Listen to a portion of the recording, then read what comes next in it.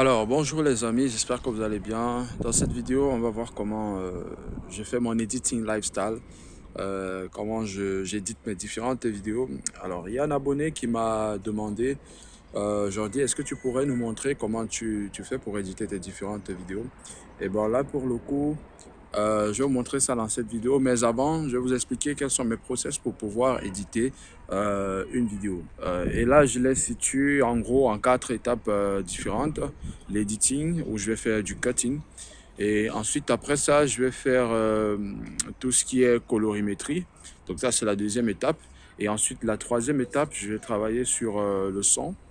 Et en quatrième étape, je vais faire des effets spéciaux et je vais extraire la vidéo finale. Donc voilà. On se retrouve tout à l'heure pour voir comment ça se passe. Voilà, là j'ai mes différents tracks, assez simplement, j'ai enregistré, voilà, avec la caméra, voilà, vous pouvez voir, j'ai mes différents tracks, je m'en vais, je m'assois, et ensuite je viens, j'arrête. Il faut noter que la vidéo, je l'ai prise tout seul, donc il n'y a pas, je suis seul vraiment à le faire. Ouais, c'est les différents tracks. Une fois que j'ai ça, je vais l'amener dans un éditeur particulier qui est Kdenlive, voilà, qui me permet de faire du cutting assez rapidement quand même. Et vous allez voir tout à l'heure comment je m'y prends. Alors il faut dire que c'est des vidéos assez simples, tutoriel, voilà, rien de très complexe. Il n'y a pas d'effets spéciaux ou quoi que ce soit. C'est juste faire du cutting, garder l'information et c'est tout. Pour un editing assez simple, je vais commencer par du cutting. Voilà, c'est assez simple, c'est une formation assez simple. Donc là, sur le côté, tu vois que j'ai mon script que j'essaye de lire. Voilà, j'ai mon script quelque part là, que je lis, voilà. Et là, donc là, je vais couper juste quand j'ai terminé. Voilà, net là, puis je vais couper. Toc. Toc. Voilà, dès que je fais ça, je reviens là, tu vois, j'ai tout ce moment où je révise un petit peu le script, mais c'est pas grave. Donc là, je reviens là, je coupe. Simplement, hein, c'est pas très compliqué, c'est pas très compliqué. Donc voilà, je le fais avec Kdenlive parce que c'est le meilleur, c'est assez simple, mais je fais mes cuttings tranquillement. Voilà, donc là ça donne quelque chose comme ça. Alors, bien sûr, on ne sent plus cette avec contrôle et je cherche à couper là où je suis le plus serrant possible. Bah voilà. Hein. Après l'editing, c'est une question de se connaître personnellement. Donc.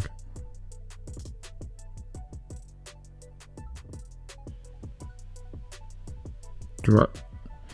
Donc pour qu'on ait un essai réussi, c'est beaucoup d'essais, c'est avoir le truc parfait. Voilà. Donc je pense que je vais garder celui-ci. J'espère que vous avez...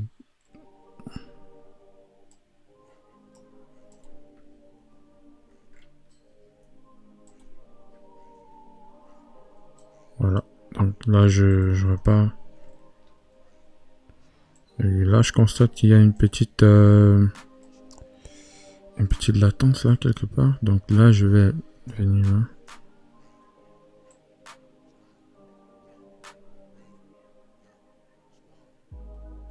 Là, je vois qu'il a fini avec les mains. Je dis qu'il... Je vois que j'ai fini avec les mains. Et là, je vais... Donc là, les mains étaient levées. Et là, c'est comme si... Donc, j'essaye de faire le truc le mieux possible. Voilà. Je vais faire TP. J'espère que... Ok, là, c'est une bonne transition quand même.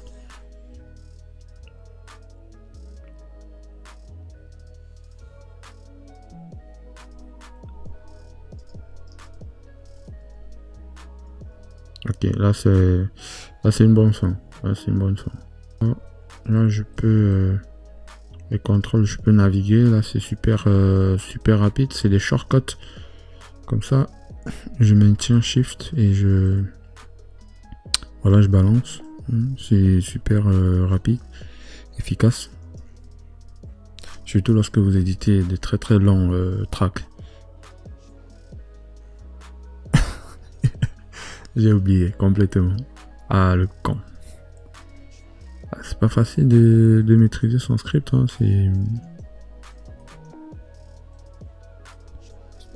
C'est pas du tout évident de toute façon.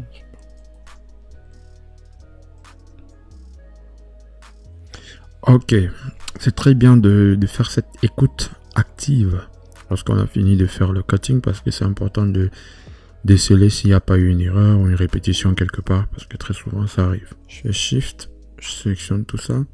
Ce que je vais faire, c'est que je vais faire un bloc. Voilà, d'extraire. Je pense que c'est plus facile pour regarder aussi en qualité.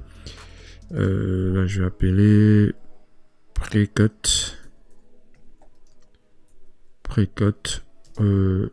Left, right. Left, c'est mieux. Precut left. Donc là, je vais extraire. Normalement, ça ne devrait pas durer. Alors, vu que l'extraction est terminée, ce que je fais, c'est que je vais fermer ça. Non, je vais déjà, avant de fermer, je vais vérifier. Donc, c'est toujours bon de vérifier, voilà, que ça a été bien extrait. Donc là, j'ai mon precut left ici. Voilà. On va pouvoir travailler sur l'autre aspect. Donc j'ai dit, premier aspect pour moi c'est l'editing. Ensuite je vais faire de la colorimétrie. Et voilà, après forcément je vais faire un petit travail sur le traitement de la voix.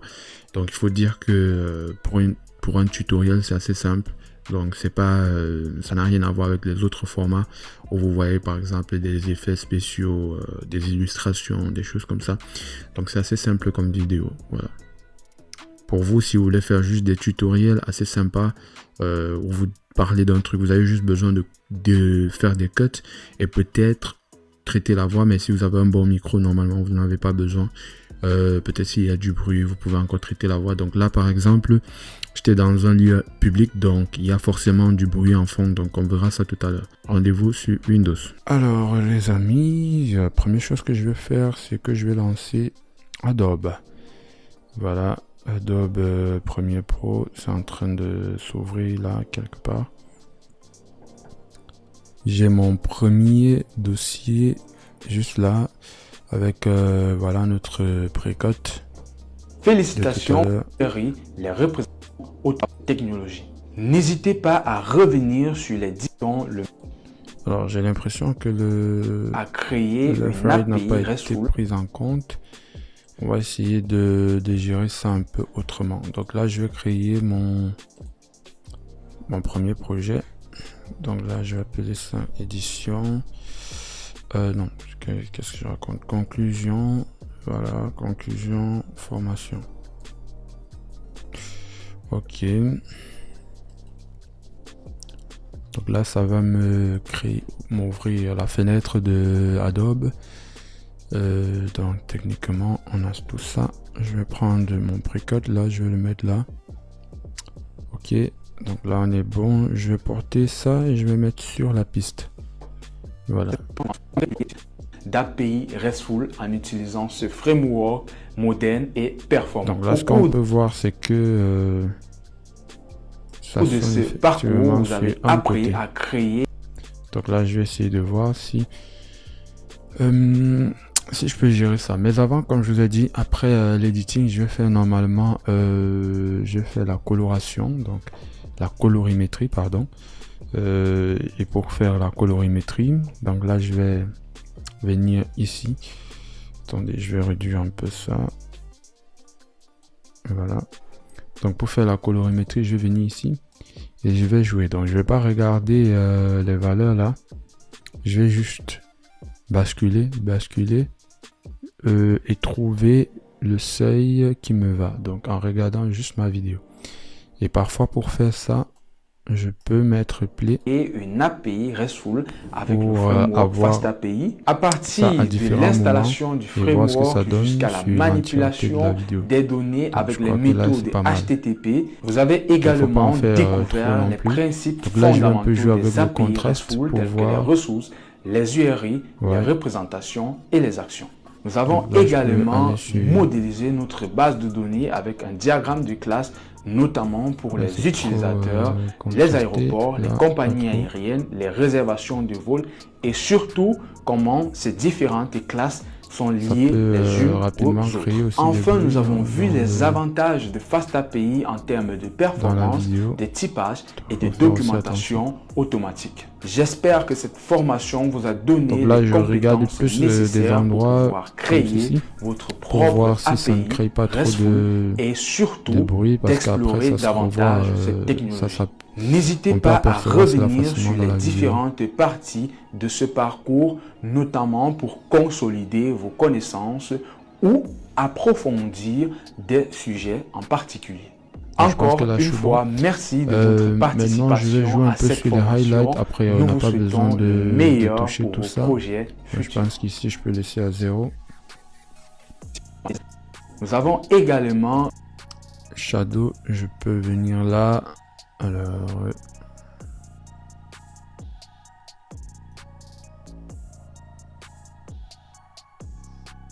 je pense que ça m'arrange. White, non, white, au niveau de blanc, un peu plus d'éclat et pas trop non plus.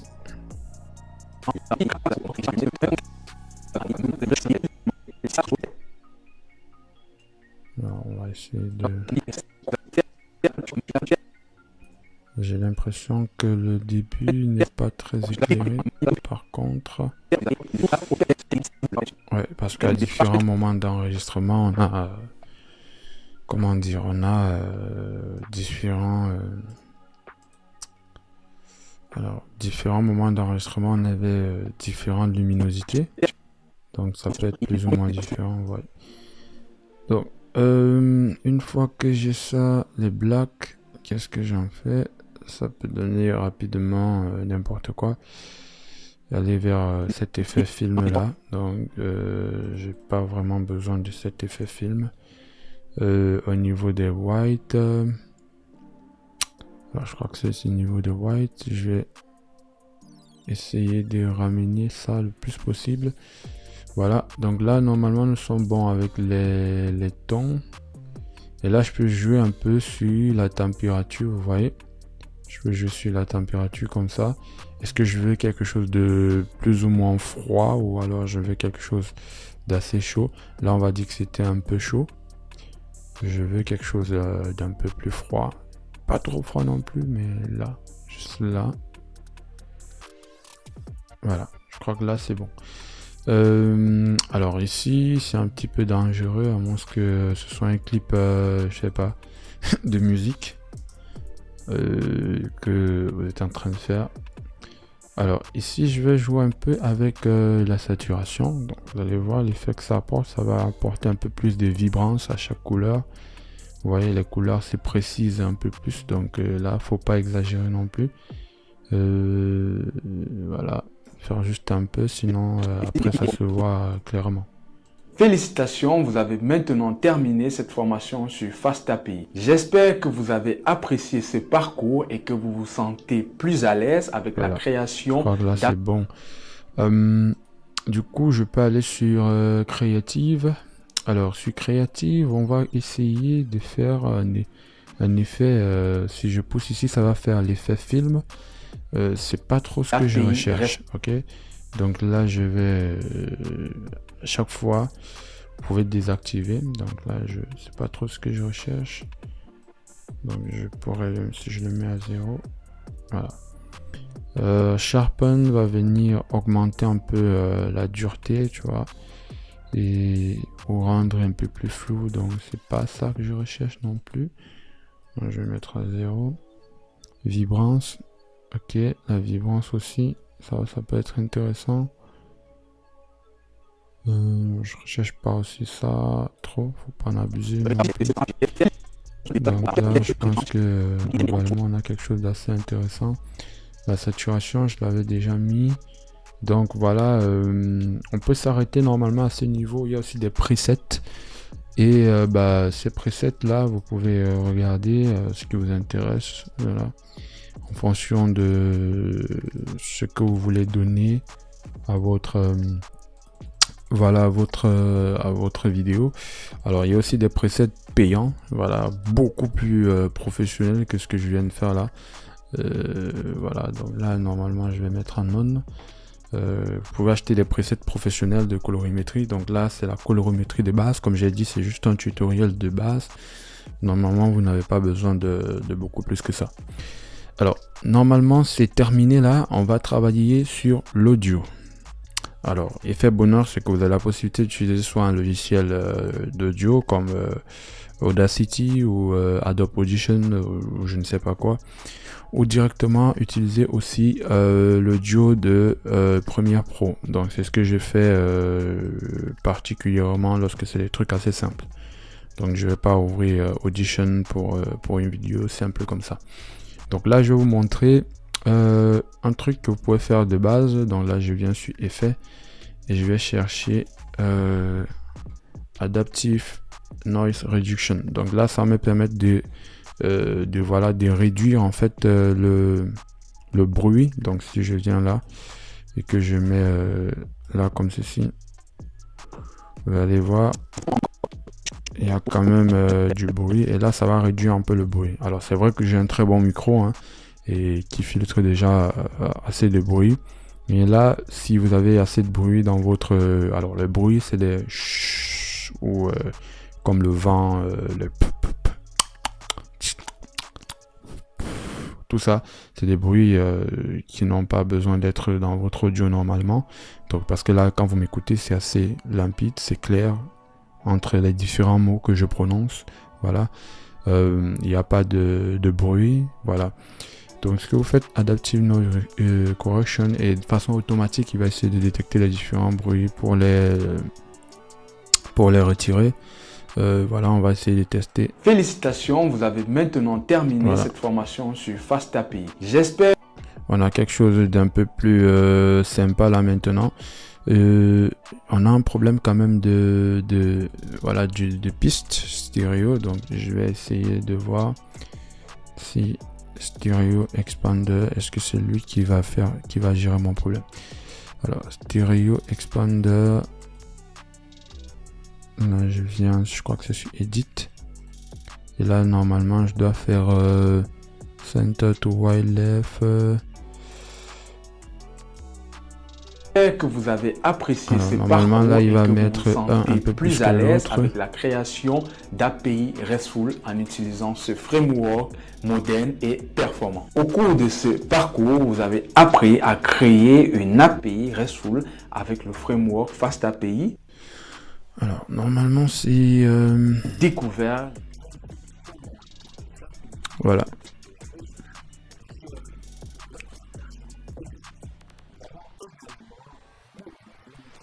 Donc vous pouvez voir quelque part ici, je vais réduire.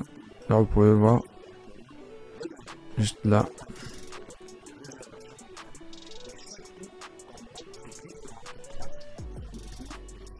Et là je vais mettre ça à 100.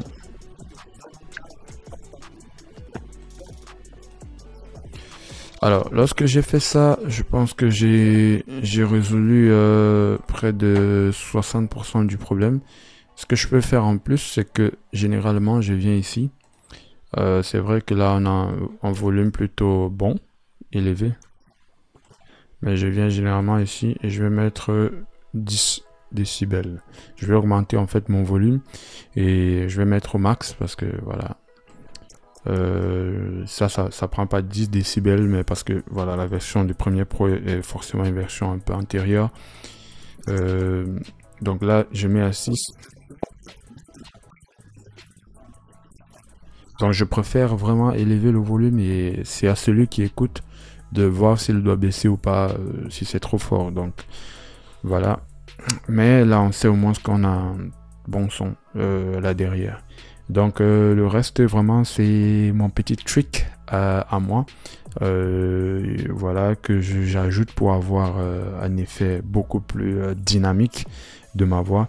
Et là, je vous reviens juste après et voilà, on pourra un peu voir ce que ça donne. Alors là, j'ai terminé avec l'audio. Je vais vous faire suivre, on va voir ce que ça donne.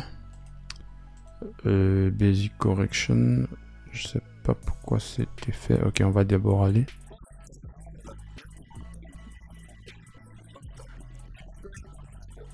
Vous voyez, la voix est beaucoup plus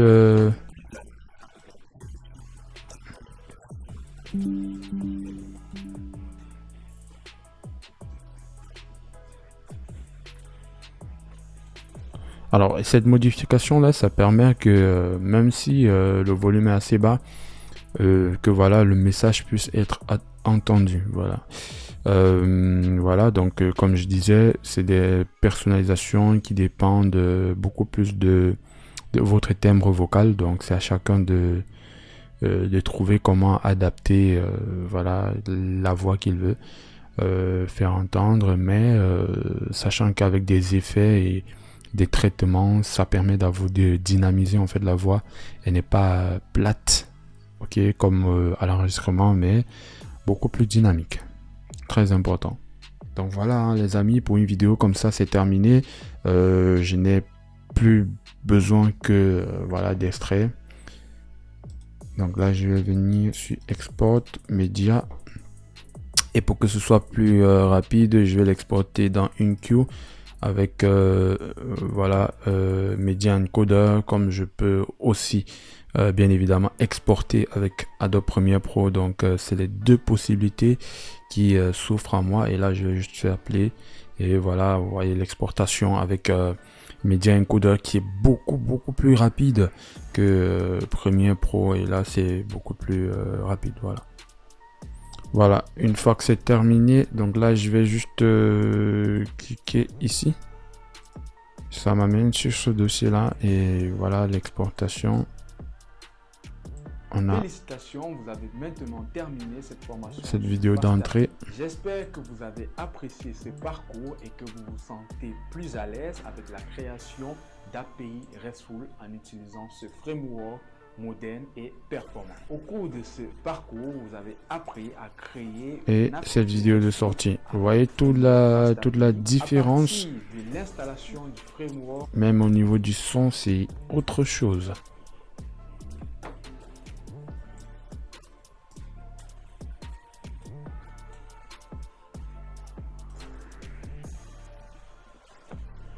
Alors, si j'augmente un petit peu le volume là du système, je mets à 50%. Là, je mets pause ici. Jusqu'à la manipulation des données avec les méthodes HTTP. Vous avez également découvert les principes fondamentaux. Et là, je vais.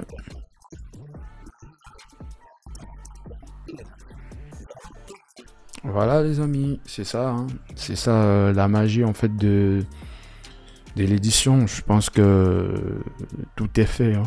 N'hésitez pas vraiment de me lâcher un très gros pouce bleu. Voilà, lâchez-moi, c'est vraiment la seule façon de supporter. Et si des contenus comme ça vous intéressent, de mon quotidien, comment je fais les choses, de partager ça avec vous. Si ça vous intéresse, bien entendu, peut-être je pourrais faire des vidéos de temps en temps sur ce type de contenu. Voilà, tout simplement. Voilà les amis, c'est tout pour cette vidéo. N'hésitez pas de vous abonner. Abonnez-vous à la chaîne les amis. Il faut qu'on monte la barre des 100 000 abonnés. Voilà, à la prochaine pour une nouvelle vidéo. Ciao.